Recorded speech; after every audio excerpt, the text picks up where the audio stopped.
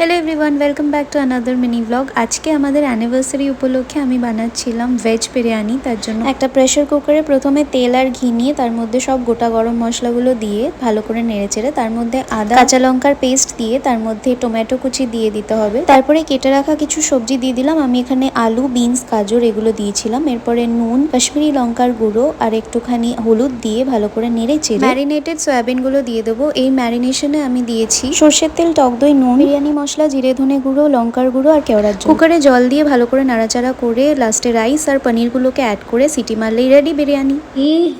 11 বছরের যুদ্ধ জয় করেছি নে। আজ ছিল আমাদের 11 ইয়ার্স রিলেশনশিপের অ্যানিভার্সারি, তাই জন্য রিজু কেক এনেছিল। স্পেসে দিচ্ছিস না কেক কাটার, তোর জন্মদিন নাকি? এইভাবেই খুনসুটি করে আমাদের কিন্তু 11 বছর কেটে গেছে। ভগবানের কাছে এটাই প্রার্থনা করি যেন এভাবেই হেসে খেলে একসাথে আরো বছর বছর কাটিয়ে যেতে পারি।